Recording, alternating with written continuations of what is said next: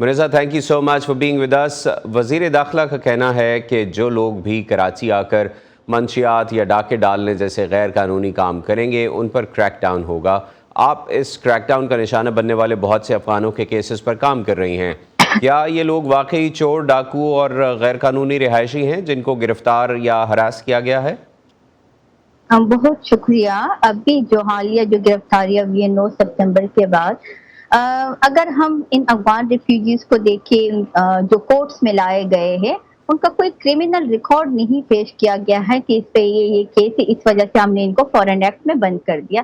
کیونکہ اس وقت ہمارے پاس جو 700-800 جو انہوں نے پکڑ لیے، ان میں سے 80% وہ ہیں جو کارڈ ہولڈرز ہیں، اور ان کے مد میں انہوں نے پاکستانی جو پشتون ہیں ان کے بھی ہمارے سامنے کیسز آئے۔ ابھی بھی میں ایک پاکستانی پشتون کے کیس کی بیل بنا رہی تھی، میں آپ کو دکھا بھی دیتی ہوں، یہ ان کا NIC ہے۔ ان کے مد میں ہم وہ پشتونوں کو بھی کراچی میں تنگ کرنے لگے ہیں۔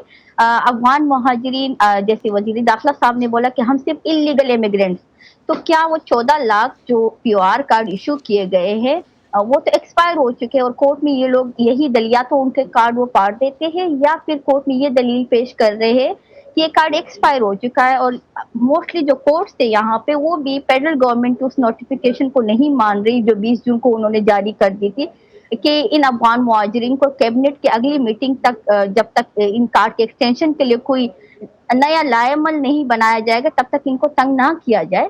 لیکن پولیس ان کو پکڑ رہی ہے، کورٹس ان کو ریلیف نہیں دے رہی ہے، ہمیں ان کے لیے بیلز فائل کرنی پڑ رہی ہے۔ ان کی نظر میں یہ لیگل امیگرینٹ کون سا والا ہے، ریفیوجی جو ریفیوجی سٹیٹس رکھتا ہے، کیونکہ کارڈز تو آپ کے ایکسپائر ہو چکے ہیں، آپ نے ان کے کارڈ رینیو نہیں کیے ہیں۔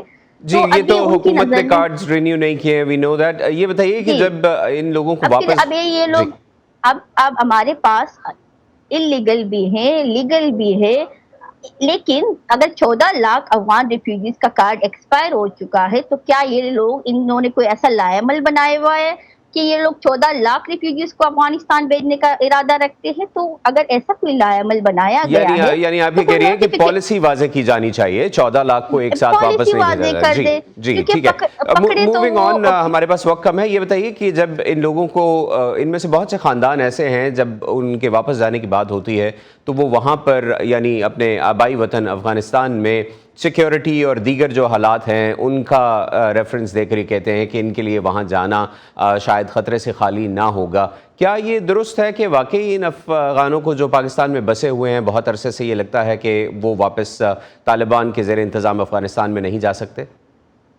سر، ان میں دو کیٹیگریز کے لوگ ہیں۔ ایک وہ لوگ ہیں جو 30-40 سال سے یہاں پہ آباد ہے۔ ان سے جب میں ملی تھی تو ان کا یہ کہنا ہے کہ اگر اب ہم افغانستان جائیں گے تو وہاں پہ نہ ہماری زمینیں ہیں، ہم پاکستان میں رہ رہے ہیں، ان کے بچے پاکستان میں پیدا ہوئے ہیں اور ان کے کاروبار یہاں پہ، ایک تو وہ بندہ وہاں واپس جانے کے لیے تیار نہیں ہے، اور دوسرا ہمارے پاس وہ ہے جو طالبان حکومت کے بعد یہاں پہ ہمارے پاس آئے۔